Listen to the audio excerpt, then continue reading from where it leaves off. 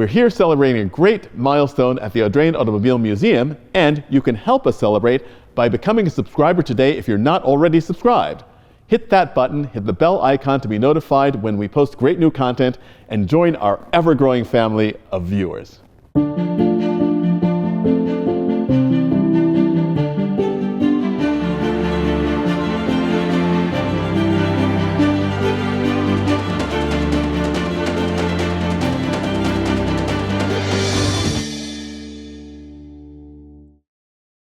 Hello and welcome to a very special occasion here at the Audrain, Stars of 30 Audrain Exhibitions. The exhibition is coming together right now, and we're going to see what this represents in terms of the history of this wonderful institution. It seems hard to believe that in only 9 years, 30 distinct exhibitions have been put on, displaying the incredible breadth of both the Audrain collections and of the collectors and institutions with which we collaborate to bring compelling stories about cars and people. The people who own the cars, the people who made the cars. And this exhibition preview video will not be so much about the cars here in the gallery, but telling some of the stories of the Audrain family, the Audrain team, and what these exhibitions have meant to them. As always, we'll come back to you during the run of the exhibition, which opens on September 16th and runs through December 10th of this year, to tell you a little bit more about the specific cars and, more importantly, about the era in which they were created. This is a theme that has run through the exhibitions held here at the Audrain from the very start. We'll also hear from one of the founders and our chairman of the Audrain Automobile Museum as to why and how this wonderful institution was created and what it meant to him, the other members of the board, and what it's meant to the community at large. It's a great adventure, and I'm really proud to be standing in front of one of my favorite cars and an exemplar of the very special nature of the Audrain.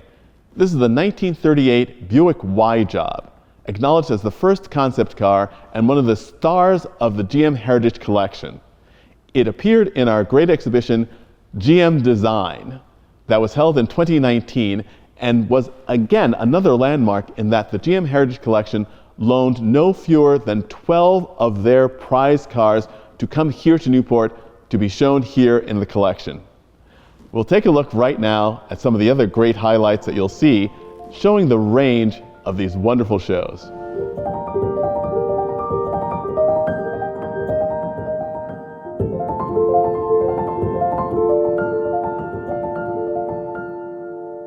For this very special video of this celebratory exhibition, Stars of 30 Exhibitions, we're joined by Nick Schorsch, the chairman of the Audrain Automobile Museum and one of the founders of this museum. So Nick, what did you and the board have in mind back in 2014 when you came up with the idea to form the museum? Well, I think, Donald, it was a brainchild of the four of us, my partners Mike and Bill and Shelley, my wife, and we all sat and we looked at this beautiful building and we looked at the town and we realized there was so much history to cars in town, and this location was a Beaux-Arts, a Venetian Beaux-Arts building. And when we started the rehab of the building, we started to realize how special it was and how it would be a perfect venue for a car exhibit or a car museum to be changing on a constant basis on Bellevue Avenue and not staying with the convention of putting 50 cars in and leaving them. And so this museum was created for the idea that we didn't want to see what was here before, which was Brooks Brothers and store. One of the first Brooks Brothers was here on the corner. There was a whole series of other retail stores, and there was enough retail stores on Bellevue Avenue in Newport. So the idea was to expose the town, expose the people, expose New England to having a full-time high-end museum that was all around the culture of cars. So we started the conversation with that, and the conversation ended with everybody unanimously agreeing that we would invest in the museum, and we would create a nonprofit that has now endured almost a decade or over a decade, and it's been very, very exciting and rewarding to see.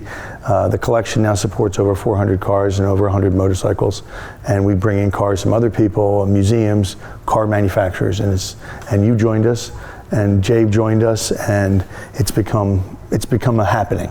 Well, one of the things that really sets the Audrain apart, and this exhibition especially highlights that, is the fact that the mission of the Audrain to preserve, celebrate, and share automotive history is seen in the fact that these cars are used, they're driven, they're on the road. And that's something I think that definitely comes from one of your particular passions, which is driving. It is. I love to drive, and my wife and I drove. I mean, this car here, the Mercedes, was our car for the Mille Miglia, for the Colorado Grand, for the California Mille. We love to get out and go out and do these things and see the country in a vehicle. And so the passion for the car, the passion for the driving, and the restoration. And at one point, I kind of thought maybe we should be more stagnant with our vehicles, and they deteriorate from the day they park, and they continue every day, like a bottle of... Parked cars become very unhappy very quickly. So even during an exhibit, we have to, some of the cars coming out of an exhibit after 4 months only will have to be, new plugs, they fouled out, that whatever has to be done. So now all cars run all the time.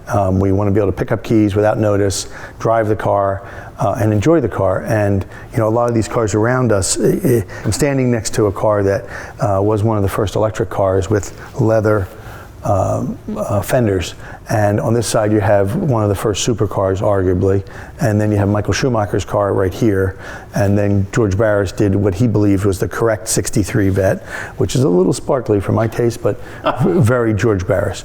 And so I think all of these cars belong in museums. They all need to be seen, and most importantly, they need to be driven.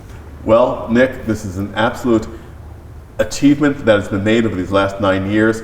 30 exhibitions, more planned out through the end of 2026. It's very exciting. I cannot wait to see what the next step in the life of the Audrain Museum is. Thanks so much for joining us here. Well, Donald, thank you, and thank you for joining us, because without your vision and without the additional help of Jay and all his time he spends with us, and for any of you who don't know, he opens the engines up and he tweaks everything, and he wants to start up all the motorcycles, and he does, and he has a big influence because he knows so much about the mechanicals and the history of the car. So the two of you have made a big difference in how the museum is perceived and just getting it out to the public. So thank you. Thanks.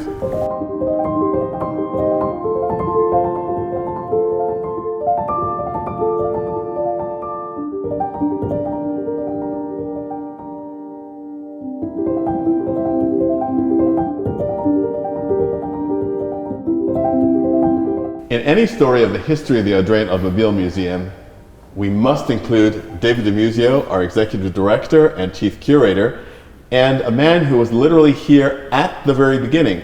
The space that we're standing in right now did not exist when you started to work for the Audrain. So David, tell us a little bit about the formative moments of this museum, how it came to be, and what the vision was. Well, as I remember it, Nick, Bill, and Mike and their wives were all talking about, they're all avid collectors, voracious collectors is really the word, including cars, of course, and having homes here in Newport, and the idea of having a summer office. The idea was to turn downstairs back into high-end retail the way it was back in the early 20th century. Nick was buying cars, and it's like, wish we had a place to show cars, And they just had this moment. It's like downstairs at the Audrain could be a great gallery, And just like that, in the middle of construction, while we're renovating the second floor, we changed the architectural program for the ground floor to turn it into an open gallery. A remarkable thing, And of course, I'm all in. I'm a museum guy my whole career, pretty much, and the thought of being able to be involved at the very beginning to actually start a museum from scratch was it was like a dream, And one of the things that really make this space amazing, and I think contributes so much to the feel of the Audrain Automobile Museum, we discuss this here all the time, the fact that with every show, the space transforms itself. And this space itself, which I think is such a wonderful blend of the very warm and traditional and the high-tech and functional. I think that also plays a great deal into the adaptability of this space. Tell us a little bit about how that happened. Well, I think the building, of course, a historic building, had great woodwork in it. So obviously we wanted to continue and preserve as much woodwork as we can, or at least copy all the molding profiles, all the graduated panels in the doors, all the pressed glass, et cetera, that's in the building. At the same time, we needed an open space. So the idea I sort of envisioned it anyway, as a cross between a boutique and an industrial space. So we could have just put in I-beams to support the second floor as we opened up and removed walls down here, but why not make it an aesthetic element? So we have these wonderful trusses supporting the second floor, but they also look wonderful and give the gallery a really special feel. And you know, I jokingly say everything looks good in the gallery. And it's probably true. I mean, it's just a warm space, the dark floors, the cherry woodwork. It makes a huge difference in how the cars present. I think that it also has done a wonderful job in expressing, as you said, the feeling of Newport. What makes this museum so special is that it is in and of Newport, in a beautiful, historic, brilliantly designed 1903 Italian Renaissance building. Yeah. But you just get the feeling of history, living history in this museum, in this space, which is so wonderful. Yeah. It's absolutely spectacular, and I think that the public that comes to see this show is really going to be very impressed with not only the individual cars in the show, but the incredible variety of cars in the show. And it's also a tribute that not only do we showcase the Audrain Collections cars, but also we've gained the respect of collectors, leading collectors around the country and around the world, and the leading institutions. We've partnered with the Peterson Automotive Museum, with the Revs Institute, with Owl's Head, with so many great museums that entrust their prized possessions, including the GM Heritage Collection, of course, not least of which. And I think that also speaks a great deal to the mission of the Audrain and how it's been expressed. Yeah, it's really important. I mean, all museums do this to one degree or another. When you're putting together a show and you're looking for objects or cars to tell your story, inevitably you don't have all the ones in your own collection. So the idea of reciprocating and borrowing from other institutions and collectors is a really important part of what we do. And it makes the shows that much better. And it's an extraordinary thing that you'll discover as you see this exhibition, that of all of the cars in the gallery for this show, only one is actually a loan vehicle, the GM Buick Y-Job. But the fact that in the Audrain collections there are so many cars of so many varied ages and so many varied interests is absolutely wonderful. Thank you very much, David, and we'll be back with more details on these great cars like this Packard. Excellent.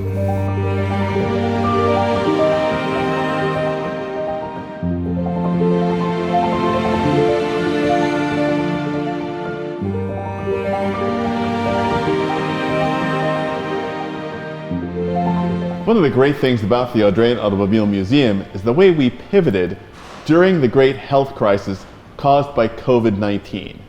And a key part of that was, even though we were closed for a few months, we opened up a new exhibition during that period and brought it to the public on our YouTube channel on the Audrain Museum Network. And the growth of that network has been absolutely astonishing. And Antonio Agostini is in charge of our video production team. And Antonio, it is absolutely amazing what you and your team have been able to bring, not only to the region and to the country, but literally the world. It's absolutely amazing, and congratulations. Oh, thank you very much, Donald. I think it's been a really good journey, and it's unbelievable to think that we, from the beginning, now we almost have 43,000 amazing subscribers that tune in each week and watch all the videos and all the different kinds of videos that we've produced and how far they've progressed from the beginning until now, and I think it's been a really good journey. And coming back to the celebration that we have in this exhibition, Stars of 30 Audrain Exhibitions, one of the things also, of course, is the fact that motorcycles are a great passion of yours and a very integral part of this collection and the stories that we tell.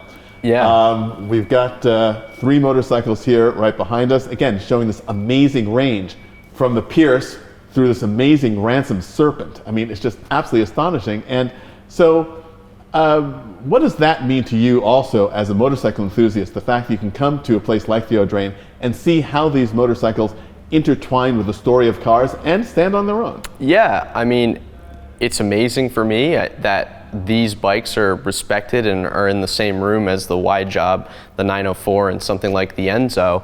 And there is the same amount of enthusiasm when people come in and see these cars as when they see these bikes. And the Pierce has been in the museum a couple of times, and people are so amazed that that was the first 4-cylinder motorcycle in the United States. And to see how it's progressed, of course, the Ransom is a very custom example of a modern motorcycle, but the elements are still very similar from the beginning until now.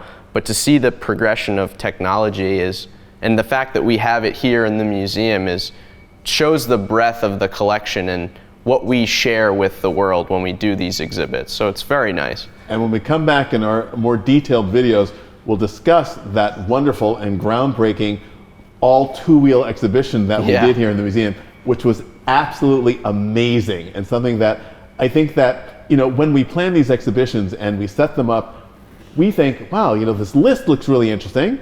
Even when they're installed in the gallery, we say, wow, what an amazing show, but we're not quite sure what the visitor guests will think when he and she walk through the door. But inevitably, we have seen time and time again that people have that wonderful point of recognition. Oh my God, I love, a Vincent Black Shadow, it's amazing. And what the heck is that? And I've never seen one of those. And that whole attitude of education and entertainment, I think, runs through every one of the shows that we do here. We just don't want anyone to reenact the photo of the guy on the Vincent in his underwear, so.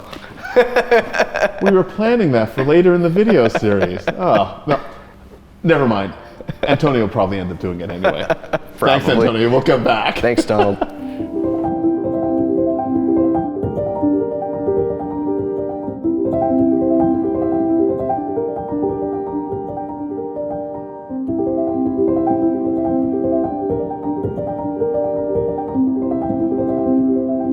As I mentioned earlier, the creation of these exhibitions here at the Audrain is very much a combination of the curatorial and the operational. And here we have my friend Ben Chester, who combines those two worlds. Associate curator here at the Audrain and operations manager. So you get to see these exhibitions come together and help to plan them and lay them out on paper beautifully, and then you say, oh my God, I've got to get all these cars into the gallery. So what is most special about the creation of these 4 shows a year for you? That's a loaded question, because every part of it is fun, from getting the cars organized and doing the research and physically loading them into the building. But to me, whether it's doing a show here or looking at the list of cars and coffee entrants before the event, it's when the cars change from an object on a spreadsheet to a physical item that takes up room in front of you. And to me, when they get loaded in and get physically placed in their spot that they'll live for 3 months is, to me, the most exciting part. There's that wonderful moment when a spreadsheet all of a sudden becomes an amazing exhibition. And of course, again, we keep talking about the astonishing cars here. We are standing next to one of the most remarkable cars in the world. Yeah. The Porsche 904 Carrera GTS that came to us from the Begovic collection, the finest unrestored 904 on the planet. Yeah. What's it like to work with a car like this? Working with a car like this is unbelievable. Working with all these cars is an unbelievable blessing that I'm thankful for, and I think we're all very thankful for. But I will never forget being on the Pebble Beach field with you 2 years ago and watching this car being judged from professionals who were absolutely blown away by the state of originality of this car. And you can look at it, and there are a number of different kind of keys that give it away that show it's very original. But it was really when we were on the field and one of the judges says, you know what, I've got to look at something. And he goes right to the headliner to check to see if it was there. And it was still there in its original state. and he was stumped. That, along with the original horsehair insulation for the gas tank, was a huge revelation for the judges to show it's very original. So having a car that's this important, one of the most well-preserved cars in the world, a first-in-class winner, Pebble Beach, is amazing. So an incredible blessing for sure. And the opportunity that you have, that we have here, to work with so many cars that are very original cars that are spectacularly restored, and cars that are in between, cars that have just always been lovely, loved drivers, among which are many of the cars which have been donated by our very, very loyal supporters. And that's also a very exciting thing as well. Tell us a little bit about that experience. Well, the whole experience is very exciting. And when I first got here, I was trying to be the backup guy to wipe oil, as there was already someone in that position. So that was 7 years ago now. So to be able to be in the presence of cars like this and be handling them and writing about them and being able to share them with the public like this is amazing. But it's not just cars like this. It's donated vehicles and, you know, people of the public who we deal with, and of course our beloved members. So everything is very special, and I think this show really kind of shines and shows you the breadth of what we have done over the last 9 years. And one of the great innovations that you've made on the curatorial side is the fact that the informational plaques that exist here in the gallery have QR codes, and since we have driven on the road most of the vehicles that we put on display, visitors can actually click on the QR code, scan the QR code rather, and then see a video of the car running. So they get to observe it in silence and then hear it come to life. Oh yeah, and you can do that on your own cell phone. When we've come a long way in 9 years, when we used to charge 20 iPads and a lot of them would die by the end of the day. So that's a fun way to observe them too. And you know, of course, you can come out to our events and see us driving them on the road, you know, as we've done many times. It's fantastic. Well, as we progress in the exhibition, we'll come back to you, Ben, and we'll talk in a little bit more depth about some of these other cars. All right. Thanks a lot. Sounds great.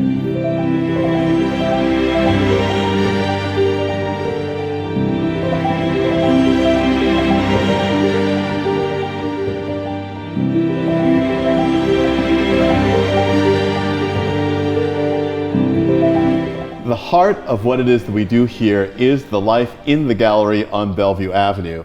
And with me now is Alex Cull, our museum coordinator. And Alex, you get to meet our visitor guests almost every day as they come into the gallery and see these amazing cars, including the spectacular 1907 Renault 3545 horsepower. What do you witness when they come into the gallery, and what do they express to you? Well, people ask me all the time, because I work here, are you a car person? And I say, I like cars, but I'm more of a people person. And that's why I work at the front desk. It's what I like doing and I see people's reactions to these cars, and it's incredible to see the impact that the automobiles that we put in here have, and the storylines that we tell, what they have on people. And what also is very noticeable to me about the Audrain experience is we've discussed the fact that this is a small gallery. Mm-hmm. But the number of repeat visitors, and what do people say to you about why they come back? They know it's always going to be something special. Mm-hmm. You know, like I said, what we lack in size, we make up in quality. There's always going to be something new, a new storyline, a car they've never seen before. They're always going to be surprised when they're here. And you have also spearheaded our effort to really connect with the young people that come to the gallery, the children. Tell us a little bit about that and how kids react when they see these cars and some of the activities that you've been able to set up here in the museum. Well, I think the first toy a lot of kids get when they're young is a toy car or a plushy car. So to see them in person, I think is a really cool experience for them. And we always tell kids and adults alike, you know, don't touch the cars. That's why we started to incorporate some more hands-on things in the back corner of the museum. And the simulators are also a great way to get your hands on some of these cars, so to speak. And one of the things that we've all been discussing throughout this video is the fact that some of these cars have been seen in multiple exhibitions, mm-hmm. but again in a totally different context. What do you think, what are the cars that you've seen in the time you've been here that had the deepest impression on you? These two cars right here are pretty special to me because they were part of the first exhibit when I started working here in Women Take the Wheel, which I think was a very unique exhibit because it's the only time we've ever done fashion with the cars, and I think we've included a little bit with this exhibit as well. But to see this Renault sitting in the corner in front of me here, in front of my desk every day was a treat. There weren't many better views, I think, from an office.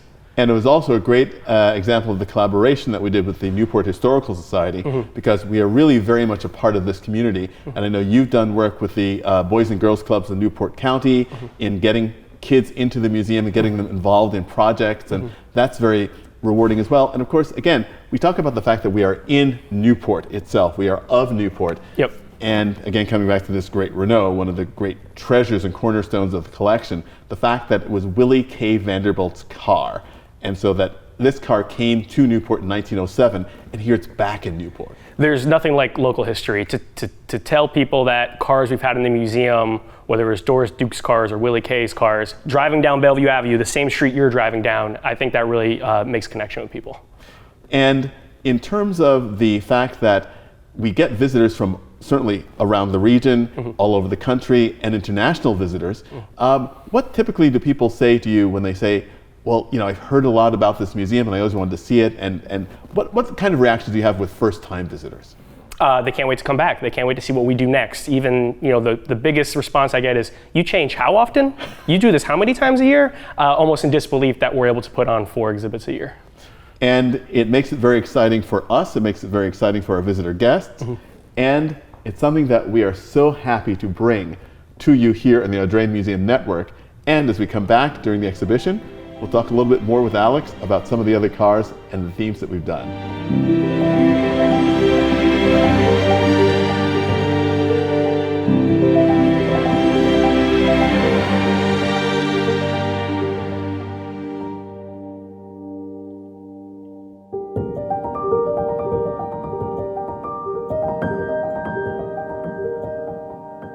As you've seen, all of us here at the Audrain are extremely excited to bring you this exhibition, Stars of 30 Audrain Exhibitions, running from September 16th through December 10th, 2023.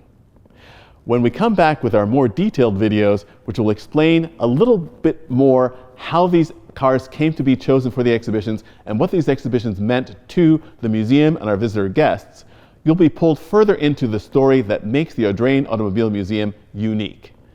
And it's fitting that we end this particular program in front of this car, this 1939 Alfa Romeo 6C 2500 Touring Berlinetta, the poster car, the theme car, the logo car of the Audrain.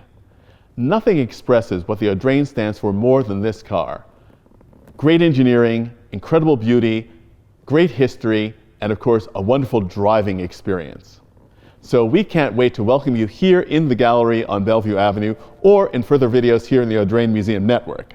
Thanks for joining us, and we can't wait to see you again.